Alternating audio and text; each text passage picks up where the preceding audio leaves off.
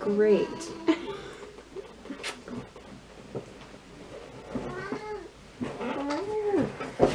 Okay.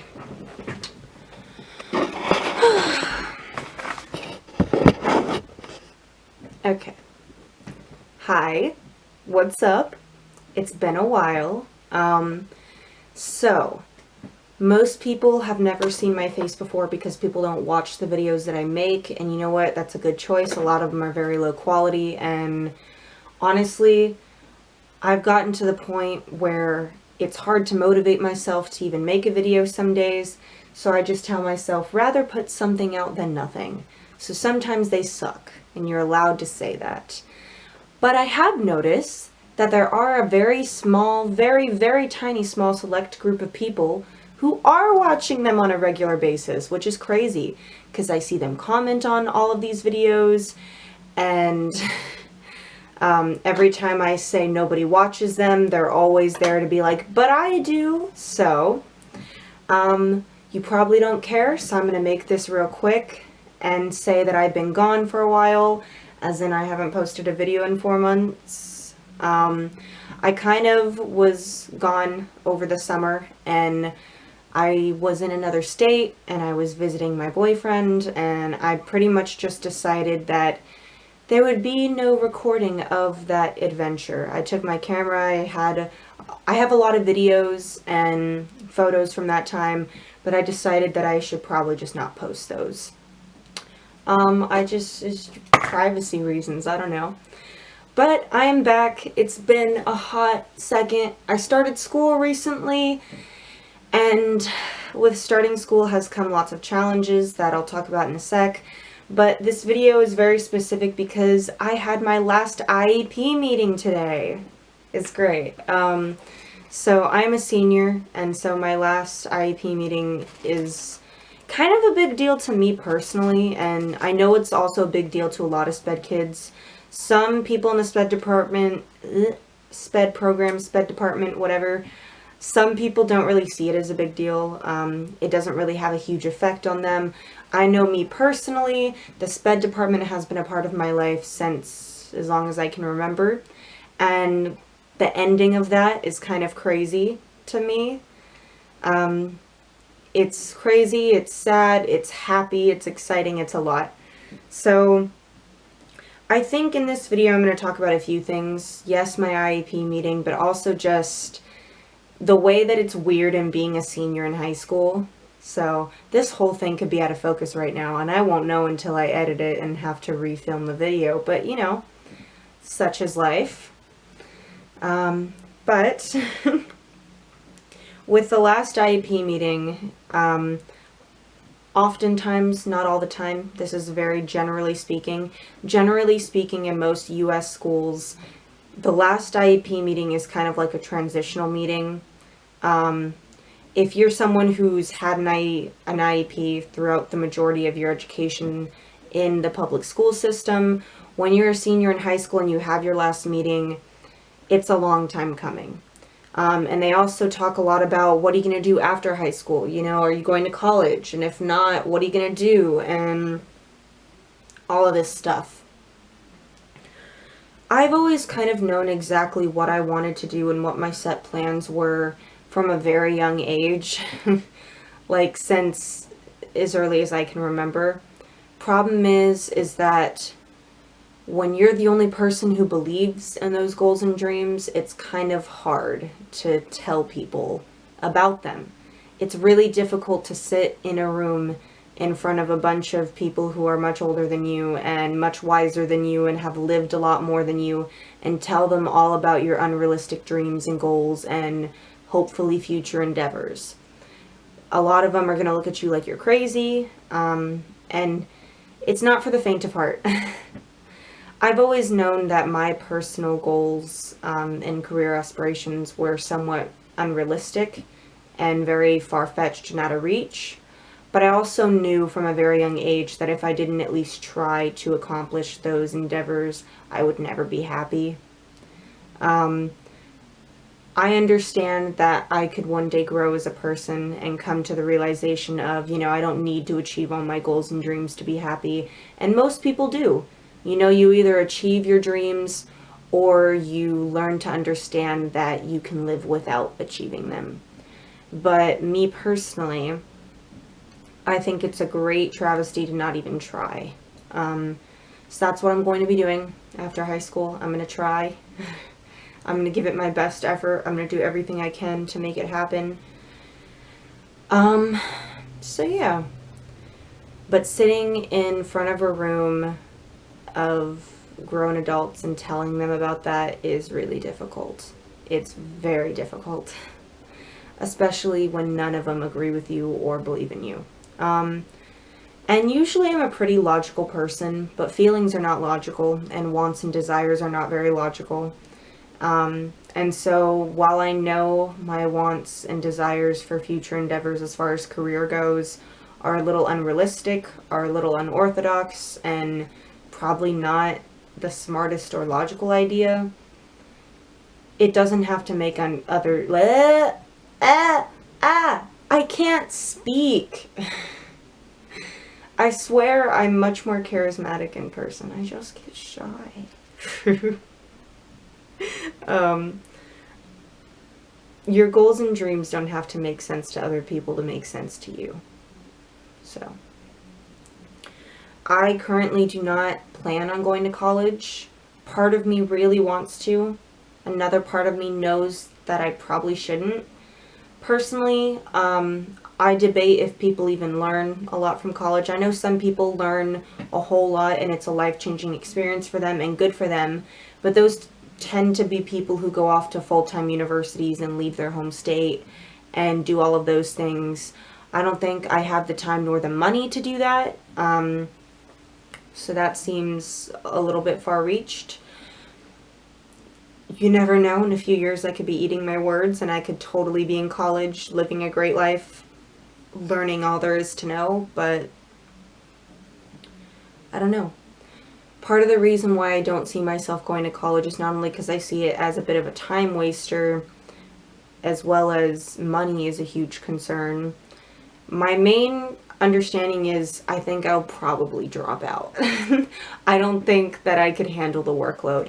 As someone who's learning disabled and has had an IEP for most of my life, college is just something that is technically possible, but it's like, do I really want to put myself through that? Do I really want to put myself through the stress and the depression that goes along with going to college? I cannot handle it. I really don't think I can. Honestly, I feel like college is something that I'll always want to do, and a small part of me will always look back on it and regret not going. But I also understand that life is too short to be miserable for 4 years. And it's also too short to waste money, because I don't even think I'd make it the full 4 years. I really don't think that I could make it through the stress of college. I genuinely don't think so. And that's because the education system sucks, and I don't think college is any different. I think that if I went off to college, I would have a tough time. And even if I had a 504 and I had accommodations and modifications that could be made to help me get through college, I still strongly, sincerely believe that it would just be too much for me. Part of me wants to try it anyway. I think maybe starting off with a few college classes, seeing if I can handle that, rather than just going full force and enrolling myself into full-time university altogether, is probably a smarter idea. I do see myself potentially trying out college, but community college, in just a few classes at a time. I could not handle the monstrosity that it would be if I was doing full-time university. I don't think I could do that. So have that being said, in most places in the US, it's either expected that you're going to college or there's a big pressure and push to go. Where I live, there's definitely a pressure to go, and everyone just kind of assumes you're going, but a lot of people don't. And a lot of people in my area, they just drop out of high school even. That's very common. But it's not very common amongst people that I know to just not want to go. It's like you either drop out of high school or you wind up going to college. And that's kind of that. So it's just weird for a lot of people to see someone who's like made it through high school but also doesn't want to go to college after. So since I'm not going to college, that's kind of embarrassing that I had to say that publicly to a room full of adults because they all just thought I was stupid. Which, you know, maybe they're right. You never know. I could totally look back on it and regret it, and that's just life. But at the same time, that's, oh well. It was strange because whenever you go into an IEP meeting, for those of you who don't know what an IEP meeting is, I'm probably saying some strange language that you don't fully understand. IEP meeting, individual education plan, people in the SPED department refer to it as that. It's basically just for people who are disabled of some kind and they're in a public school system. I believe private schools have them too, but they're probably called something different. But it's just someone who is disabled of some kind and they need some extra assistance. They need modifications and accommodations to be able to successfully get through their schooling. They pretty much cannot do the same workload as everyone else, or maybe it's less about workload and just things that they should be allowed to do to help them succeed in everyday life. It's just little perks and benefits and privileges that you'll be awarded most of the time if you're lucky. You'll be awarded if you're like disabled and it's deemed that you need them. And getting an IEP or a 504 plan, those things. Okay. Like I was saying, I had a conversation with a friend earlier today, and I was telling them how sometimes I wish I never knew that I was disabled. Sometimes I wish I had never known or figured out that I had a learning disability of any kind. I have 3 for reference. I'm in the gifted program too, though, you know, twice exceptional, it's great. But sometimes I wish that I'd never known that I had any kind of learning disability, because there are plenty of people out there who they go through life, especially in the public education system, because the system is really bad. They go through life and they're disabled in some way. They have some type of disability and they don't even know about it.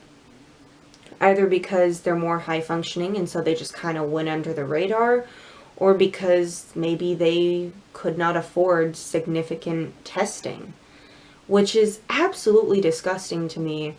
That it's really a thing of class, if you want to be honest, because if you're someone who's not rich enough to afford extensive testing on your child's not going to get the help they need, and henceforth they're going to get cheated out of a better education. And so when you really think about it, it makes sense to me why I could have had just like a bit of a better life, maybe, possibly. I'll never know, so it's kind of pointless to fixate on it. Because had I never known that I was learning disabled, I would have just thought, I guess I'm just slower than everybody else at everything, or I guess I'm just not as smart as the other kids. Or maybe I wouldn't have noticed a difference at all. Maybe I would have just been like, yeah, everybody has to work this hard. Yeah, it's this hard for everybody. And maybe I wouldn't have noticed the struggle. I probably would have, but I think the worst I would have thought was, I just got to try harder. Instead, from such a young age, there was already this idea of, there's something wrong with you. There's intrinsically something not okay about you. Like, you need extra help. You need this. You need that. You're the problem. From a young age, it was never phrased as the education system has a problem. It was always phrased as you have a problem because you're not fitting into the mold. The system works in a very specific way, and if you do not work with the system, you were the problem, not the system. That's kind of the way that it's phrased. And I don't think anyone in the SPED department means for it to come across that way. But the system itself is so broken. The education system itself is so broken that they're working with a defective product from day one. And so when you're a sped kid, you're essentially just trying to cut corners and just trying to get around the brokenness that you're forced to live in. And that is just how it is. And there's really nothing to be said or done about that. Public school is an absolute nightmare. But I also think I'm very lucky and privileged to even go to school in the first place, because there are plenty of people around the world that don't go to school. And they want to, especially women. I think about that all the time, about how there's so many people out there who probably really want to go to school, who probably really have this desire, especially young girls, who are oftentimes the ones who get deprived of the opportunity, more so even than men.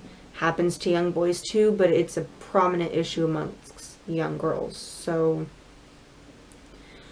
I think about it often as they are kind of envious and wanting this, they have a desire to go to school. But I often think, if they only realize that it's not the true education that they deserve. I think everybody deserves a good education. Absolutely. And I'm not saying that it's like this everywhere. There are some public schools that I'm sure are absolutely wonderful. But I know in my personal experience that it's not nearly as good as it's made out to be. And in the public school system, when you're very young, if you're in the SPED department, if you're part of that group, if you're a SPED kid from a very young age, you're intrinsically made to feel there's something wrong with you. There's something wrong with you because you're disabled, and this disability should be hidden. When I was going through middle school and all the way through high school, any class that I would have that's related to the SPED department, they'd always put it on our schedules as a second math class, or this year it's called academic instruction. It's SPED. It's SPED. It's SPED. That's what it is. And the reason why it's always called something different is because they don't want to embarrass any kids by putting it on their schedule. Which I understand. They don't want to out kids as, being part of the SPED program. But at the same time, that creates this big shame cycle. And that right there, I think, is the perfect example and analogy as to how it's created. Because that is implemented and in place as a way and designed to help us. They don't want us to be embarrassed over the fact that we're in the SPED program. But in turn, it causes us to feel shame. Because why would it say something different than what my actual class is on my schedule if it weren't something to be shameful of? They don't ever tell you you need to be ashamed. But they tell you in small subconscious ways. And those are the ways that really count. That's a perfect example to me, because yes, they're trying to help you by disguising it, but they're hurting your self-confidence by disguising it. Because now they've told you that you need to feel ashamed of this. And it goes on and on like that. From a young age, they're telling you the system's not wrong, your brain is wrong, your mind is wrong. The way you naturally, intrinsically work is what's wrong. And that is something that is crazy, especially since you can't really fix a learning disability. So what exactly are you meant to do about that? From a young age, a lot of kids don't go to their IEP meetings. Some do. There are lots that do, actually. From a young age, though, if you go to your IEP meetings, you're essentially sitting in a room and you're like 7 or 8 years old, sometimes a little bit older, depends on where you started. I started when I was like 7 or 8. You're sitting in a big, scary, room, typically in the office or somewhere, maybe in the SPED department. But you're sitting in this daunting conference room surrounded by your parents, sometimes the principal or vice principal, staff members that you may know, some teachers that you have, people in the SPED department. You're sitting there and you're surrounded by them, and they're sitting there talking about you. And oftentimes you don't really get a word in. So they're talking about you right in front of you. And they're talking about how much you suck. They're like, wow, she's really dumb.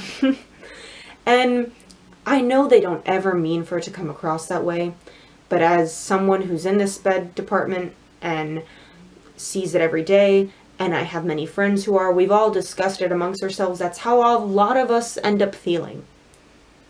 From a young age, you get this message of, you're dumb and there's nothing you can do to fix it or change it. And that's kind of an impossible thing to live with. It's like, had I never known I was disabled, yes, I would have struggled through school even more than I already struggled. But then I also think, maybe there wouldn't be this huge dent in my self-confidence that I had to learn to get over. And I'm not perfect. I, for the most part, think that I don't struggle with it so much anymore. But we all have confidence issues from time to time. I'm sure it affects me in small ways, psychologically probably. But I do think that I would have had less burdens to bear if from a young age I wasn't receiving this message of, you're stupid, there's something intrinsically wrong with you, not wrong with our system. The system doesn't work for a lot of people. And for a system that's supposed to work for a broad number of people, not working for a lot of people means that the system's not doing its job, meaning that the system is wrong. The system it's wrong. And I just wish that I, above all else, from a young age, was given the message of, it's not my fault. I'm not wrong. I did nothing wrong. And even the idea of disability itself, to me, is very upsetting. To me, yes, disability, if you really look at its definition, it's just saying I can't necessarily do it or I'm unable to. I suppose that's true. I can't do things or I'm unable to do things by your definition, by society's standards.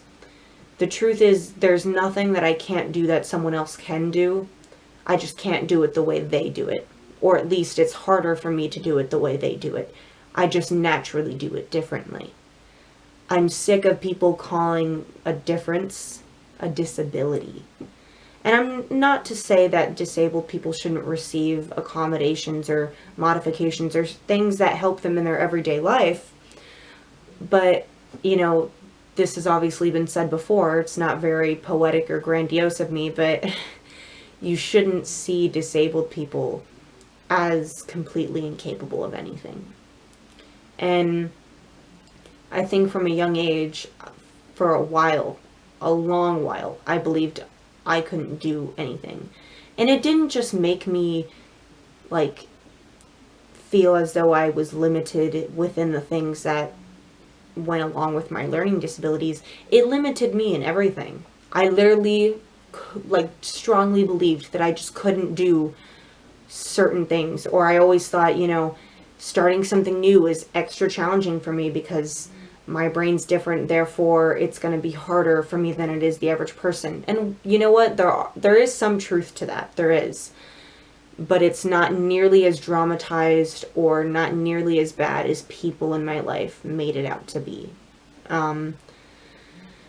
So while I'm angry at the SPED department, I also have a lot of love for them, because I look back at my years in public school and I think, without that one SPED teacher, I wouldn't have made it. Or without that other SPED teacher, I totally would not be here. It's like there are some amazing gems in the SPED program. The SPED program, for the most part, is a place that completely sucks, but it's not its fault that it sucks. It's trying to work around a system and help people in a system that is intrinsically against them. The SPED program has an impossible job, so I'm not surprised. I also think that there's nothing more special than being in a room full of people who are disabled. And the reason I say that is, when you're disabled and you're in a room full of kids who are also disabled, even if you guys don't like each other or get along, you don't even have to be friends. Just knowing that, hey, this struggle is real, we're all in this together, that's something that is absolutely amazing. And we all understand the feeling of having to live with it. We understand it like nobody else does.